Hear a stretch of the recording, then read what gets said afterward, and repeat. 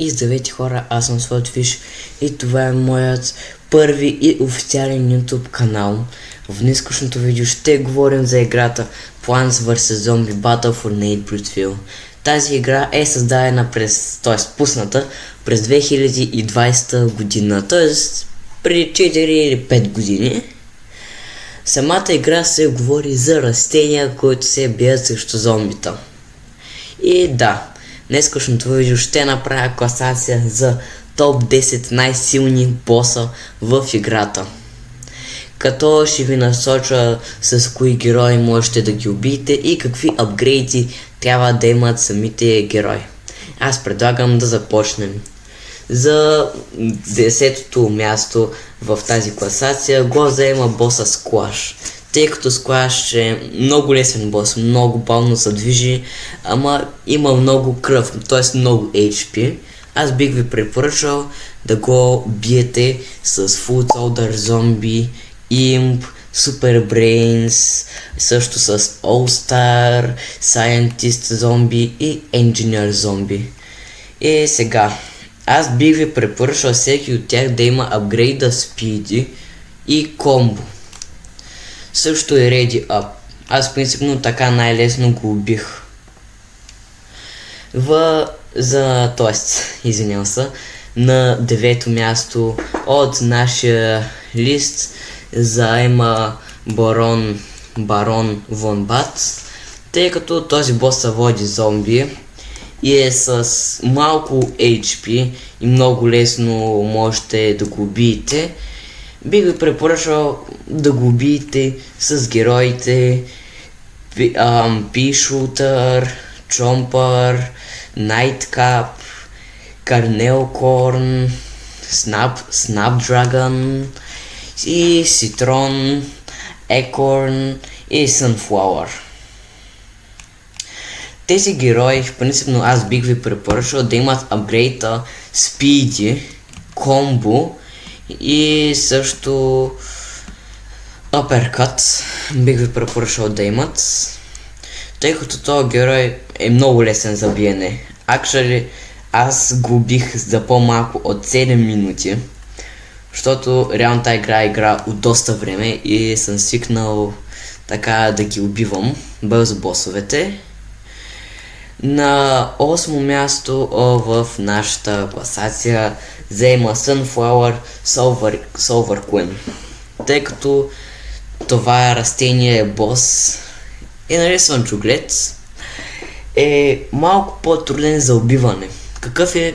Защо според мен е труден за убиване? Защото спаунва слънчогледи, които ще ви стрелят до смърт и трябва да ги убивате. Много досадни са тези слънчогледи.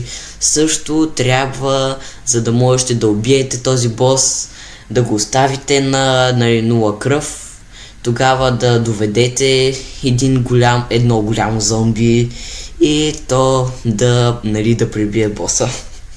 Аз лично бих ви препоръчал като за начало да го убиете с героите Foot Soldier Zombie, Imp, Super Brains, Captain Dead, Bread, Electric Light, Engineer и Wizard.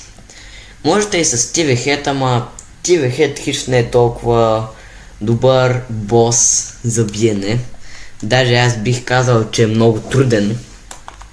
Песено на мене ми беше труден. И хора, на 7-мо място заема боса Old School. Това лично според мен е най-готиният бос. И да, така се казва Old School. Лично този бос според мен е много лесен бос, само че има много HP и много атаки. Като неговите атаки са да се хвърля като топка, да стреля касети и да, принципно това са атаките и да излизат от самия бос вълни, които стънват героя. Препоръчвам ви да го биете с Pea-Shooter, Chomper, Carnelcorn, Nightcap, мой любим герой, Snapdragon, Citron, Acorn, Sunflower и Rose. Даже можете и с Wildflower.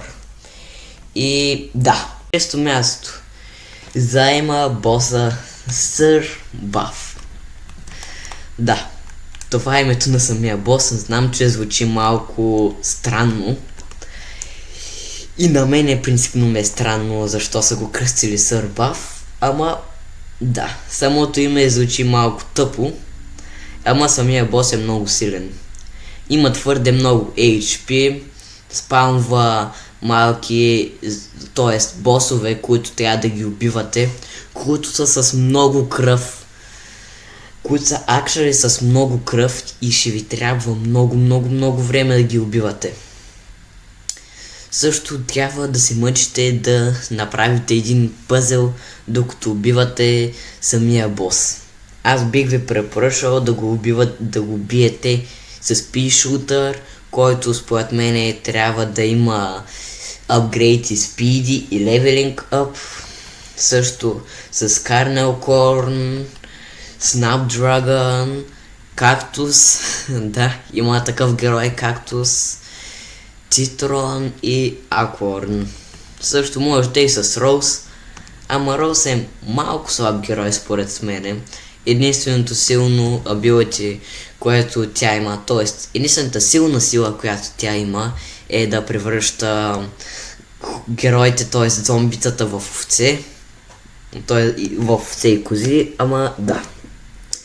На пето място заема боса Сър Боф. Да, името на боса е Сър Боф. Пак по същия начин. Спамва малки босове, които ви бият. Малки босове, трябва да ги убиете, да разгадаете един пъзел.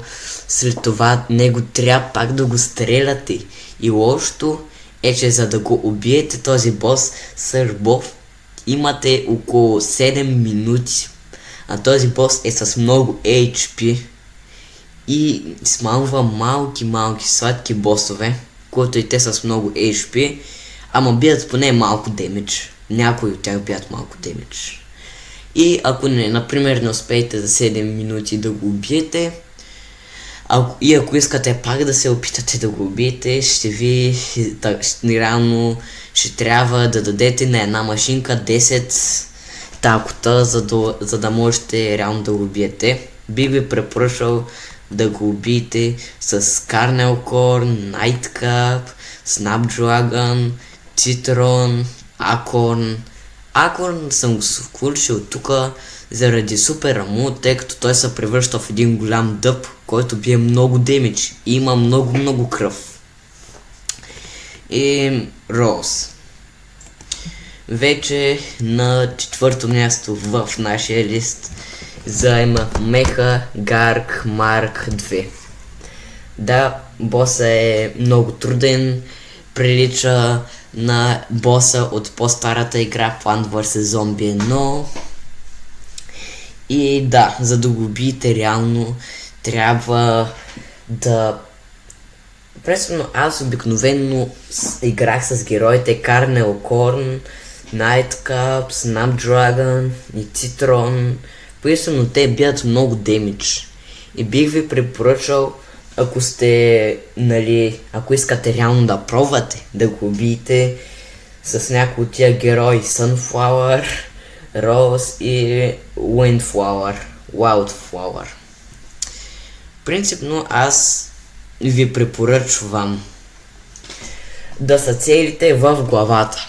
Да, бих ви препоръчал в главата или в корема да са целите, защото така по-лесно ще го убиете. Трябва ви герой, който бие надалеч демидж и да бие много демидж. Ама сериозно, много демидж. И почти всичките герои, ако се опитвате да го убиете, трябва да имат апгрейди Speedy, Combo. Сега ще ви кажа, мисля, че Speedy и Combo са много добри апгрейди. Да, тия са двата вида апгрейди, които трябва да имате задължително, за да го убиете този бос. Просто самия бос е много труден. Принципно на мен ми беше много труден. И вече започваме с топ 3 най-силни боса в играта. На трето място слагам Major Problem или Major Problem. Защото принципно самия бос има много хелт и трябва да го биете в среда, която е много трудна. Спамва много зомбита, които пак ви бият.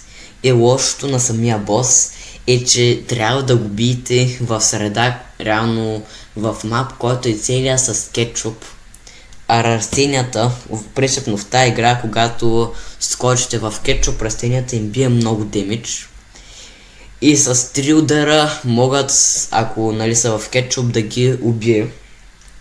Бих ви препоръчал да го убиете с Pea Shooter, тъй като самия герой бие много демидж. И ви препоръчвам да имате апгрейди Combo, Ready Up и Leveling Up и Speedy. Също Chomper, защото бие и той много демидж.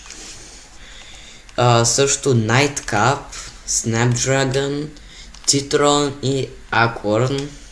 Sunflower мисля, че заради супера можете с него да убиете нали самия бос. Песен на Sunflower е много добър герой и ми беше реално стария мейн преди. Аз имам много скинове на Sunflower. Някой път трябва да ви ги покажа. Това е друга тема за обсъждане. Вече на второ място слагаме боса Dreadwood. Да, името е много странно, да, произнасям го правилно. Ако се питате Dreadwood, самия бос има много HP. И за да го убиете, трябва да се целите в окото. Принципно има реално 3 фази самия бос. Удряте го в окото и той ще застане на едно място, ще спре да ви бие. Ще да му щупите половината сърца. И да, самия бос има много HP и може реално да атакува с корени и да стреля лазери и бомби, да стреля лазери от очите си и да плюе бомби от устата си. Бих ви препоръчал да го убиете с Imp, с Imp зомби, с Foot Soldier зомби, с Super Brains, даже с 80S Action Hero, с Electric Light, с All Star, с Space Cadets, с Scientist зомби и с Engineer. Бих казал, че всичките герои, всичките зомбита могат да го убият, даже и най-слабите като TV Head. Самите зомбита могат лесно да го убият. И вече преминаваме към най-силния бос в играта, Blight Cap, който е и моят любим бос в играта. Да, самия бос е една огромна ходеща гъба, приличаща на героят Nightcap, даже имат големи прилики. Единствената разлика е, че Blight Cap е доста по-висока. Висока, защото е жена. Да. И аз не знам как, ама доколкото правих проучване, се води, че е жена. Да. Бих ви препоръчал да я убиете с Foot Soldier зомби, с Imp, 80 Action Hero, All Star, Space Cadet и Engineer зомби. Даже можете и с Wizard. Просто самия бос трябва да го стреляте с една машина и да го биете саморъчно. Атаките на боса са да спамва, реално да хвърля огнени топки, може да ви рита, да ви бие, също и да плюе огън. Да. Бих ви препоръчал всеки от вашите герои, тези, които изброих, да има апгрейди Speedy, Combo, Ready Up и ако можете и ви остане място в инвентара, Critical Blow и Refreshing Revive. Благодаря хора, че останахте до края на видеото.